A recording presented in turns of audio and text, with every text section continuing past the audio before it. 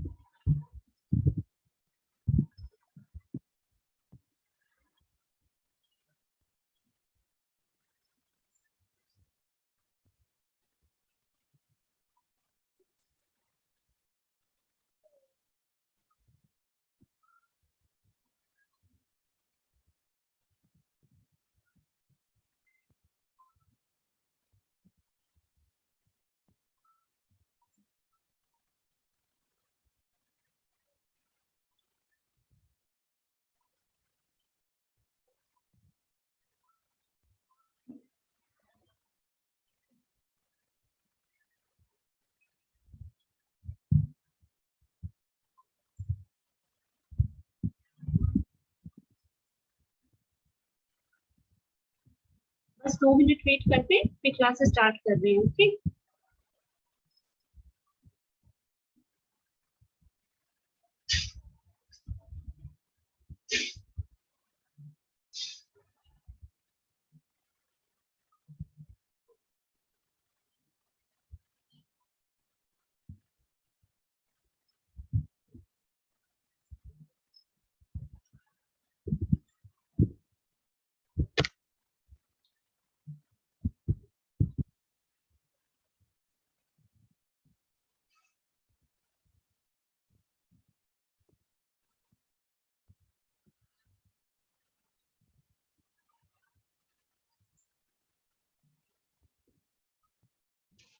Start करते हैं।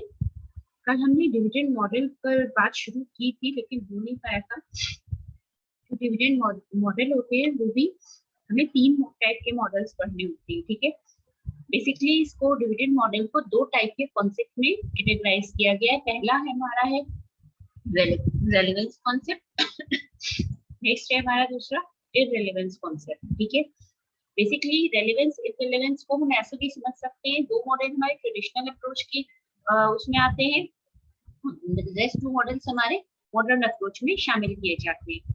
जो पहले हमारे 2 मॉडल हैं, एक है वॉल्टर मॉडल, दूसरा है गॉर्डन मॉडल। जितने भी मॉडल हम पढ़ेंगे ये सिर्फ और सिर्फ 2 कॉन्सेप्ट पर बेस चलेंगे कि एक कितना फर्म ने अपने शेयर होल्डर्स को पे किया है in the form of dividend. Means मतलब सोचो जो अभी कल ही पढ़ाया था, पे आउट रेशियो और दूसरा क्या कंपोनेंट था, रिटेन अर्निंग या रिटेंशन रेशियो। उन्हीं 2 ही पॉइंट्स पर बेस्ड है कि हमने क्या डिविडेंड पे किया और कितना हमने अपने पास रिटेन अर्निंग्स के फॉर्म में रखा। ठीक है वॉल्टर मॉडल जो प्रोफेसर मॉडल जो इसके इस मॉडल के प्रोपाउंडर थे उन्हीं के नाम पर है। वॉल्टर ने क्या कहा कि जो डिविडेंड डिसीजन होता है वो क्या होता है, बहुत ही रेलेवेंट होता है किससे, फर्म से। ये ऑब्वियस सी बात है, अगर हम फर्म जो भी पे कर रही है फर्म, वो जो भी पेमेंट जो हो रहा है वो फर्म के एंड से हो रहा है, किसको हो रहा है, शेयर होल्डर को हो रहा है। दैट मींस जो भी डिविडेंड डिसीजन है वो बहुत ज्यादा रेलेवेंट है टू द फर्म और उसका इफेक्ट भी पड़ता है फर्म की जो ओवरऑल वैल्यू होती है या फिर यूं कह सकते हैं फर्म की कॉस्ट ऑफ कैपिटल पर। तो बेसिकली देखा जाए जो भी रिटर्न ऑन इन्वेस्टमेंट है या जो भी रिटर्न अर्न किया जाता है बाय द फर्म और जो उसकी कॉस्ट ऑफ कैपिटल है, ठीक है, दोनों के बीच की ही रिलेशनशिप को ही क्या शो किया गया है इन सारे मॉडल्स में, मींस डिविडेंड मॉडल्स में। ठीक है तो हमारा ये जो डिविडेंड मॉडल वॉल्टर मॉडल है, हमने कल एक और चीज भी बताई थी कि डिविडेंड जो हम मॉडल्स पढ़ेंगे तो हम 3 टाइप की फर्म पढ़ेंगे। पहली हमारी ग्रोथ फर्म, सेकंड हमारी नॉर्मल फर्म, थर्ड हमारी डिक्लाइनिंग फर्म। ठीक है नॉर्मल फर्म हमारी वो फर्म होती है जहाँ पे हमारा रेट ऑफ रिटर्न और कॉस्ट ऑफ कैपिटल दोनों बराबर होते हैं मीन्स ना ही हमें प्रॉफिट हो रहा है ना ही हमें लॉस हो रहा है। डिक्लाइनिंग फर्म हमारी वो फर्म होती है जहाँ पे हमारा रेट ऑफ रिटर्न जो होता है वो कॉस्ट ऑफ कैपिटल से नीचे जाने लगता है। ठीक है मीन्स छोटा होता है या आर इज लेस देन के कहें, आर हमारा रेट ऑफ रिटर्न होता है, के हमारी कॉस्ट ऑफ कैपिटल होती है। Third one is our growth form. Growth form नाम से ही पता लग रहा है जहाँ पे हमारी फॉर्म ग्रो कर रही है या उसमें ग्रोथ हो रही है, दैट मीन्स यहाँ पे हमारा जो रेट ऑफ रिटर्न होगा वो हमारी कॉस्ट ऑफ कैपिटल से ज्यादा होगा। ठीक है, तो इसलिए इन्हें ग्रोथ फॉर्म्स कहा जाता है। ठीक है, कुछ एजम्पशंस के बेसिस पर ही ये जितने मॉडल होते हैं वो काम करते हैं। तो क्या क्या जरूरत है, क्या क्या एजम्पशंस थी। फर्स्ट एजम्पशन है इंटरनल फाइनेंसिंग। वॉल्टर मॉडल का जो वॉल्टर ने जो मॉडल प्रेजेंट किया वो उन्होंने कुछ 5 एजम्पशंस या कुछ 5 पॉइंट्स अज्यूम किए, उस बेसिस पर उन्होंने अपने मॉडल को क्या किया, फाइनलाइज किया।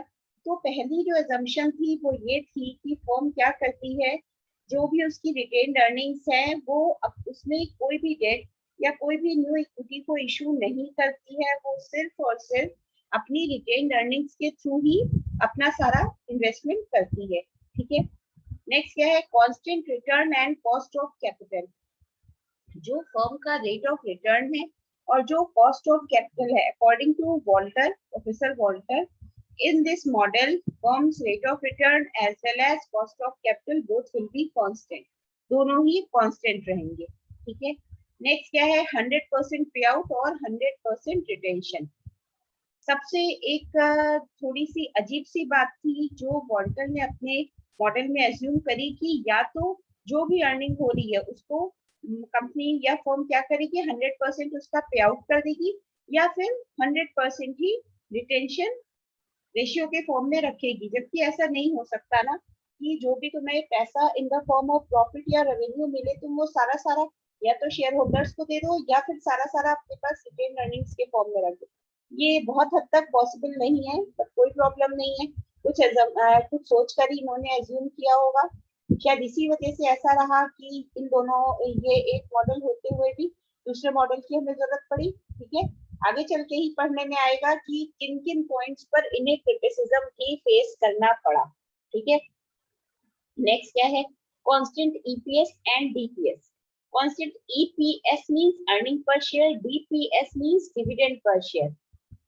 इस मॉडल का एक और एजम्पशन था, वो ये था कि वॉल्टर ने एज्यूम किया कि जो भी हमारी अर्निंग है, जो भी हमारी शेयर्स है, उन पर हमें एक definite amount earning per share मिलेगा।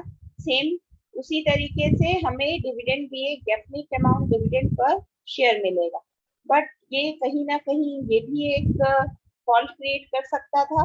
हर केस में मान लीजिए आपकी अगर शेयर होल्डिंग ज्यादा है और पिछले प्रीवियस टाइम पीरियड में आपकी शेयर होल्डिंग कम थी ऑन द फर्म, तो ऐसे केस में दोनों ही केस में आपकी दोनों चीजें कांस्टेंट नहीं रह सकती हैं। ठीक है, ये सब सिचुएशनल होता है, जैसी सिचुएशन होती है उसी हिसाब से हम अपने डिविडेंड को डिस्ट्रीब्यूट करने का प्लान करते हैं। ठीक है, नेक्स्ट है हमारा इनफाइनाइट टाइम।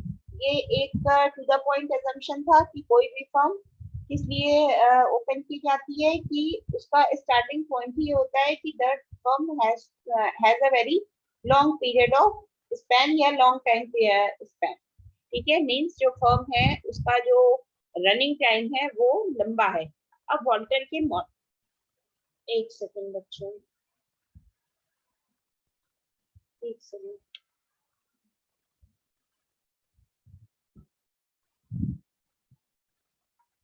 हाँ, अब हम बात करते हैं वॉल्टर के मॉडल की। वॉल्टर के मॉडल का फॉर्मूला हमें दे रखा है, P is equal to, P हमारा प्राइस बता रहा है, किस चीज का प्राइस, जो कि मार्केट प्राइस है शेयर का। ठीक है, P is equal to D plus, देखो दो फॉर्मूले तुम्हें दिख रहे हैं, बट जो सेकंड फॉर्मूला है means this one, D by K, इस फॉर्मूले से सॉल्व करोगे तो तुम्हें सोल्यूशन, जब हम एक इक्वेशन जनरेट होती है उसको हमें सिंप्लीफाई जब करना होता है तो उस केस में वो हमें ज्यादा इजी पड़ेगी। ठीक है, तो हमारा फॉर्मूला क्या है, P is equal to D upon K E. D हमारा डिविडेंड पर शेयर हो गया, के ई हमारी कॉस्ट ऑफ इक्विटी कैपिटल हो गई, प्लस अब फिर से न्यूमरेटर में आर, आर हमारा क्या होता है, rate of return, with in bracket E minus D upon K ई। ई हमारे क्या थी, अर्निंग पर शेयर। ठीक है, जो अभी हमने ईपीएस पढ़ी। डी हमारा क्या था, DPS means dividend per share, divided by के ई। के ई हमारा क्या था, cost of equity, upon K E means cost of equity. नीचे यही जो जो सिंबल हमने पढ़े वही उन सबका डिनोशन दे कैसे डिनोट किया गया है वो दे रखा है। where P is market price per share, D is dividend per share, R is internal rate of return, E is earning per share and K is cost of equity capital। ठीक है। अब इसके बाद अब हम क्या करते हैं, हमारी तीन टाइप की फर्म थी, ग्रोथ, नॉर्मल और डिक्लाइनिंग। अब ग्रोथ फर्म हमारी कौन सी होती है, where R is greater than K, means internal rate of return is greater than opportunity cost. Normal firm जहां पे internal rate of return is equal to opportunity cost of capital. Last है declining firm, where internal rate of return is less than opportunity cost of capital. तो ये तो हमारी Walter model के case में तीनों टाइप की फर्म्स हो गई। ठीक है। नेक्स्ट अब हमारा है, तो कोई क्वेश्चन दे रखा है, साथ ही साथ वो भी करते चलते हैं। Given the following information about ZDD Limited, show that the dividend policy on the market price of its shares using the Walter model।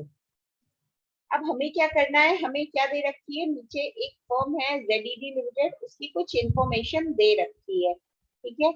हमें उसमें मॉडल फॉर्मूला वॉल्टर फॉर्मूले को अप्लाई करके आंसर फाइंड करना है। क्या क्या इंफॉर्मेशन दे रखी है, इक्विटी कैपिटलाइजेशन रेट कहीं या कॉस्ट ऑफ कैपिटलाइजेशन, मींस इसमें दो टाइप होते हैं, एक ओवर और एक अंडर कैपिटलाइजेशन। ठीक है। तो हमारा क्या गिवन है, इक्विटी कैपिटलाइजेशन रेट मींस के ई दे रखा है।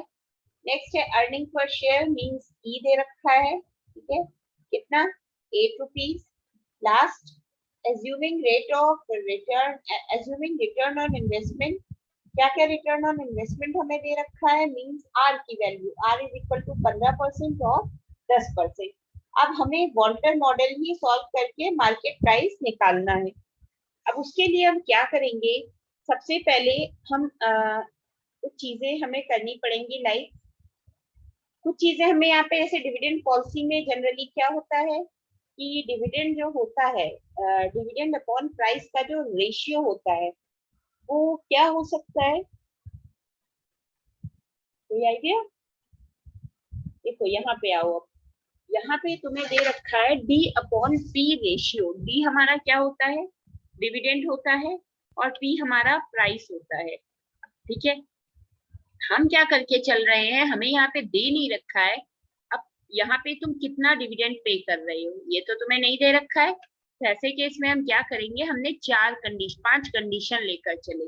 कौन कौन सी पांच कंडीशन, सबसे पहली कंडीशन ये थी कि जहाँ पे डी बाई पी रेशियो हमारा 0% था, मीन्स हम जो डिविडेंड पर शेयर पे कर रहे हैं वो 0 रुपीज पे कर रहे हैं। ठीक है। सेकेंड कंडीशन हमने रखी, जो हम डिविडेंड पर शेयर पे कर रहे हैं वो है हमारा 25%। 25% मीन्स 25% मीन्स कितना हुआ, बोलो बच्चों, नहीं बोलोगे, अभी समझाएंगे, ये भी समझाएंगे आगे। थर्ड हमने लिया 50%, मीन्स हम जितना हमारा अमाउंट आ रहा है उसका हम आधा पैसा डिविडेंड पर शेयर में पे कर रहे हैं। नेक्स्ट है डी बाई पी रेशियो, हम पे कर रहे हैं 75%, मीन्स हम 3/4 अमाउंट अपने प्रॉफिट का डिविडेंड पर शेयर पे दे रहे हैं।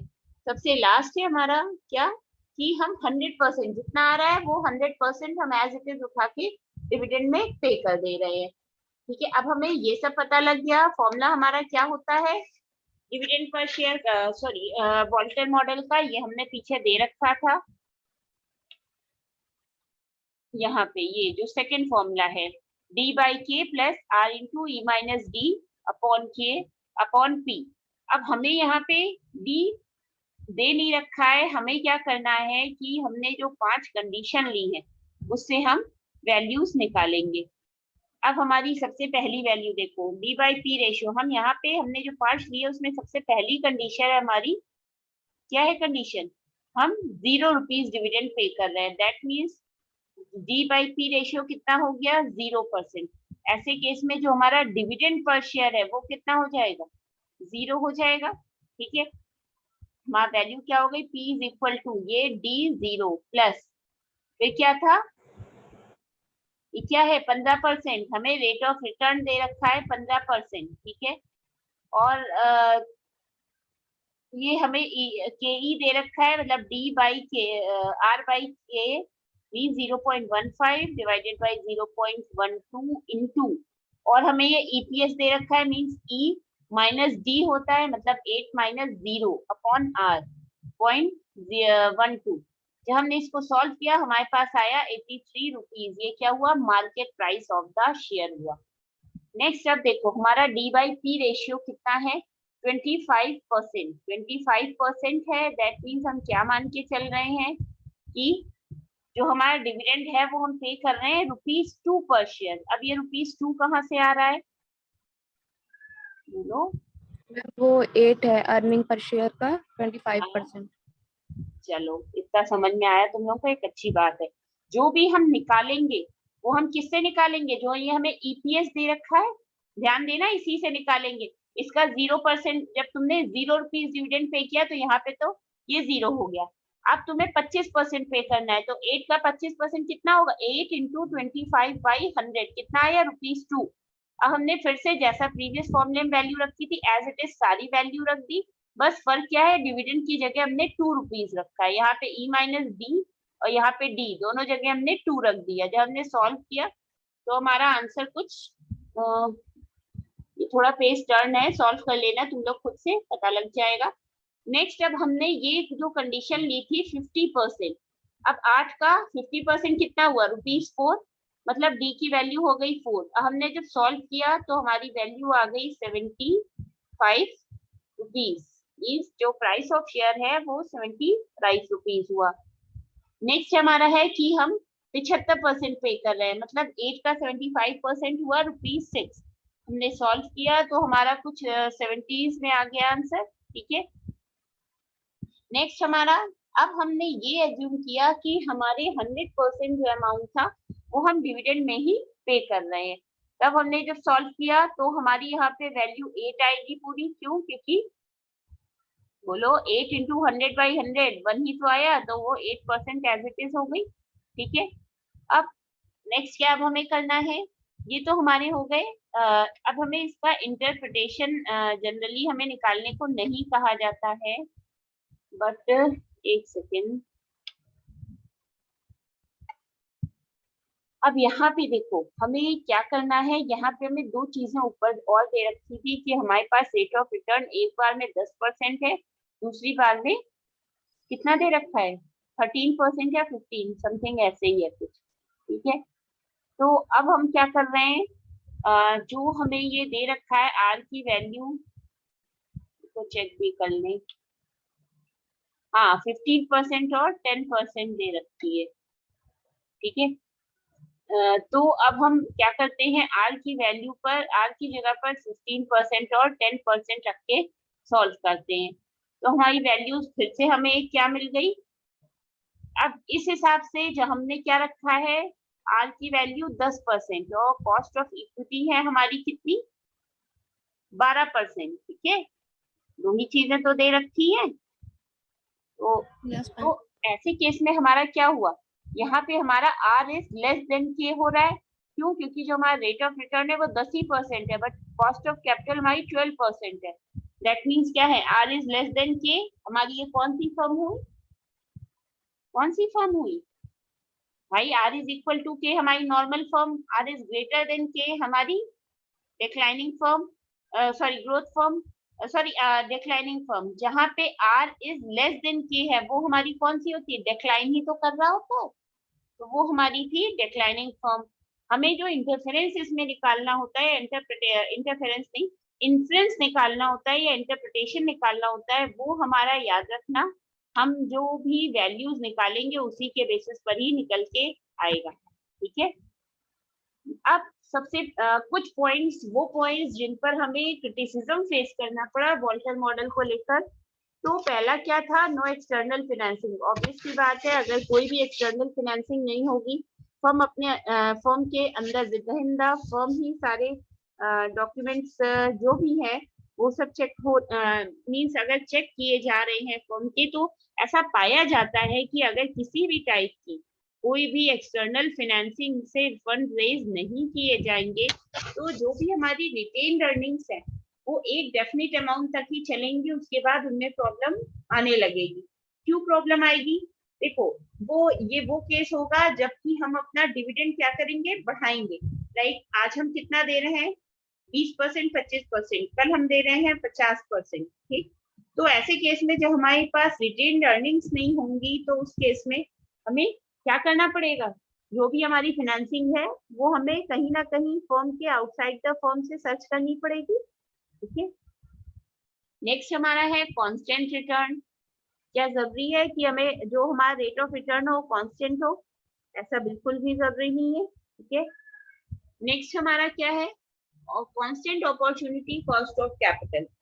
क्रिटिसिज्म में ये था कि अपॉर्चुनिटी कॉस्ट ऑफ कैपिटल अगर कहीं भी हम कुछ इस तरीके से मानकर चले कि जो भी अपॉर्चुनिटी कॉस्ट ऑफ कैपिटल है, ठीक, अगर कुछ भी ऐसा है कि जो भी हमारी के ई है, ठीक है, उसका क्या है, कांस्टेंट अगर रहने लग गई, तो ऐसे केस में जो भी हमारा रिटर्न ऑन इन्वेस्टमेंट है वो कहीं ना कहीं डेफिनेट हो जाएगा कि नहीं हो जाएगा। ठीक है, तो इस प्रॉब्लम्स को रिमूव करने के लिए क्या हुआ, ये माना गया कि कांस्टेंट रेट ऑफ कैपिटल या रेट ऑफ रिटर्न और opportunity cost of capital constant नहीं हो सकते। ठीक है, अब नेक्स्ट हमारा वॉल्टर के बाद आता है गॉर्डन मॉडल।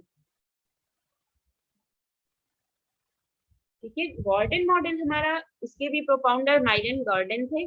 उन्होंने भी कुछ एजम्पशंस लिए। ये वो एजम्पशंस थे जो इन्होंने एज्यूम तो किए, बट ये थोड़े बहुत क्या थे, हमारी जो ये वॉल्टर मॉडल थे इससे डिफरेंट थे। सबसे पहले जो भी इनका फर्स्ट एजम्पशन ये था कि जो भी फर्म होगी वो ऑल इक्विटी फर्म होगी, उसमें किसी भी टाइप का कोई भी डेट इन्वॉल्व नहीं होगा। ठीक, नेक्स्ट हमारा क्या है,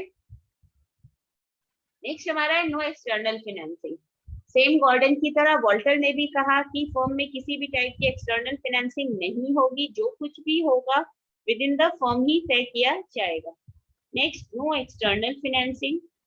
no external financing means firm जो भी काम कर रही है या जो भी डे टू डे एक्टिविटीज में उसको फंड लग रहे हैं, उस पर जो भी रेट ऑफ रिटर्न होगा या कॉस्ट ऑफ कैपिटल होगी वो क्या होगी, कांस्टेंट होगी। ठीक, नेक्स्ट है perpetual earnings. Perpetual earning means जो भी हमें अर्निंग हो रही है उनका कोई भी मैच्योरिटी टाइम पीरियड नहीं है। ठीक, नेक्स्ट है नो टैक्सेस। गॉर्डन का कहना था किसी भी टाइप का कोई भी कॉर्पोरेट टैक्स एक्टिव नहीं होगा। ठीक है, वो भी एक कांस्टेंट पैरामीटर बनाए रखेगा। ठीक, नेक्स्ट हमारा क्या है, कांस्टेंट रिटेंशन। जो रिटेंशन रेशियो होगा वो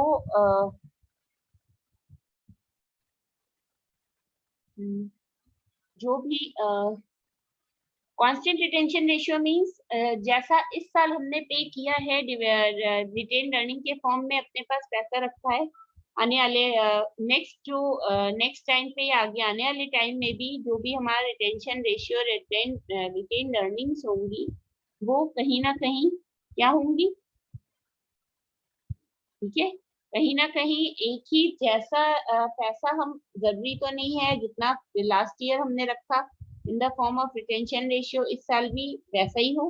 ठीक है, मे बी चीजें जो भी फर्म है वो प्रीवियस टाइम पीरियड को फॉलो ना करके कोई नया अजम्पशन ले। ठीक है, नेक्स्ट लास्ट क्या था, जो कॉस्ट ऑफ कैपिटल है वो किससे बड़ी है, ग्रोथ रेट से। ठीक है, इसलिए बड़ी है क्योंकि ग्रोथ रेट जरूरी नहीं है कि आपकी फर्म ग्रो करे, आप या फिर ये है कि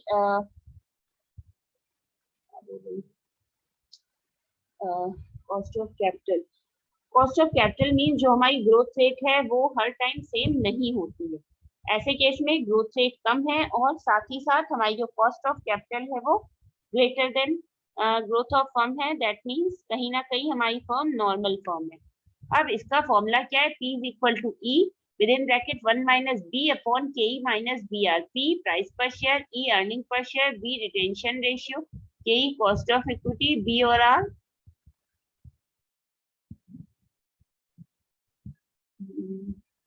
BR means D into R, जिसका मतलब होता है ग्रोथ रेट। ठीक है, अब इसी पर बेस्ड एक क्वेश्चन देख लो। क्वेश्चन में हमें क्या दे रखा है, के की वैल्यू के ई कॉस्ट ऑफ इक्विटी दे रखी है और अर्निंग पर शेयर दे रखा है। हमें स्टॉक स्टॉक वैल्यू बतानी है कोई फॉर्म में एक्स वाई जेड, उस केस में जबकि इसका आर है, जो भी आर हमें रेट ऑफ रिटर्न दे रखे हैं वो हमें वेरी करते हुए दे रखे हैं। ठीक है, लाइक कहीं पे है 12%, कहीं पे 11%, कहीं है 10%। अब क्वेश्चन में हमें और भी चीजें कुछ दे रखी हैं, वेरियस लेवल्स पे हमें उनका वेरियस लेवल जो भी डी बाई पी रेशियो है उसमें हमें उनका रिटेंशन रेशियो भी दिख रहा है। ठीक, अब हम क्या करेंगे, सबसे पहले जो भी हमारी 3 टाइप की फॉर्म होती है उसी से हम काम शुरू करते हैं। सबसे पहले हम ये देखेंगे are is less than K E, sorry R is greater than K E, that means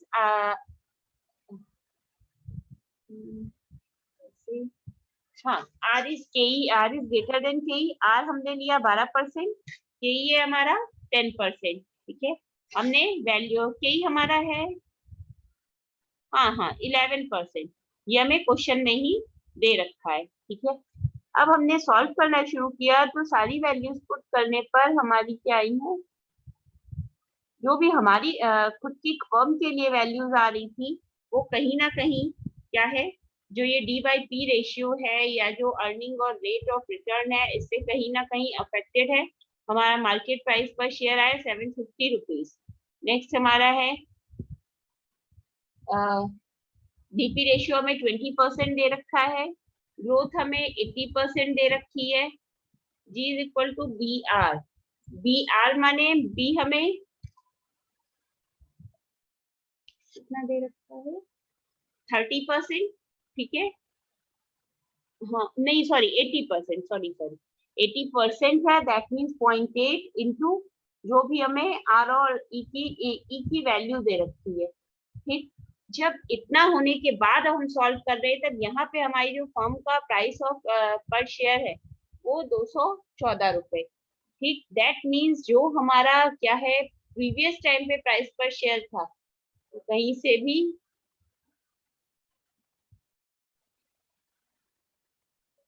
ठीक है हमारा, दैट मीन्स जैसे जैसे हम नीचे जा रहे हैं आगे बढ़ रहे हैं, ठीक है हमारा हमारी जो ये कह सकते हैं जो वैल्यू है वो कम हो रही है। नेक्स्ट है हमारा क्या है, आर इज इक्वल टू के, ये कौन सी होती है हमारी नॉर्मल फॉर्म। हमने जब वैल्यू रखी ये सारी वैल्यूज पुट की फॉर्मूले में हमारी आंसर आ रहा है 136.36। अब अगर ध्यान दो तीनों केसेस में सबसे ज्यादा आया फिर उससे कम उससे कम। अब हम बात करते हैं जब हमारा डी बाई पी रेशियो 20% दे रखा है, दैट मीन्स हमारी जो बी है वो कितना होगा 80%, तो G is equal to B R, G equal to B R माने 0.8 इंटू 0.11 हमने मल्टीप्लाई किया। ठीक, अब हमारा क्या है क्लासेस सॉरी हमारी अगर देखा जाए ग्रेजुअली वैल्यू कम हो रही है। नेक्स्ट अब हमारा क्या है जहाँ पे हमें आर दे रखा है 10% और इंक्रीमेंट सॉरी इंक्रीमेंट हाँ इंक्रीमेंट भी कह सकते हैं, वो हमें दे रखा है 11% या कॉस्ट ऑफ इक्विटी। ठीक, बी की वैल्यू 90% थी, डी बाई पी रेशियो 10% जो कि दे रखा था क्वेश्चन में, G equal to B are.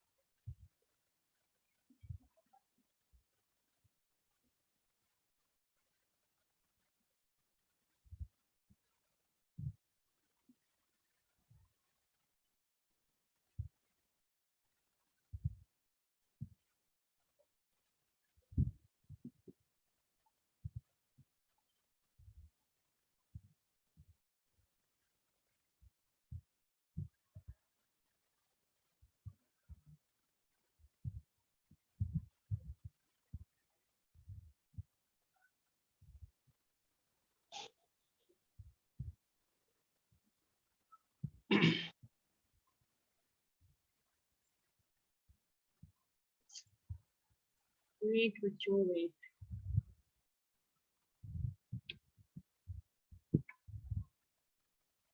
एक काम करते हैं, शायद नेटवर्क इशू था, मेरी वॉइस नहीं आ रही थी। जो इसका ये इंटरप्रिटेशन है ये और क्रिटिसिज्म और जो रेस्ट एक मॉडल बचा है ये नेक्स्ट लेक्चर में देखेंगे, ठीक है? नेक्स्ट लेक्चर मीन्स जो कल लेक्चर होगा। ओके बच्चों, कोई प्रॉब्लम तो नहीं है? ओके, कायनात अटेंडेंस पोस्ट कर देना, ठीक है? Okay ma'am. और एक बार ये पीडीएफ हमने शेयर ऑलरेडी कर रखा है, एक बार खुद से भी पढ़कर देखना, नहीं समझ में आएगा तो जो गॉर्डन मॉडल है ये एक बार फिर से पूरा ही रिपीट करा देंगे, ठीक है? Yes ma'am. Okay, thank you बच्चों। Thank you.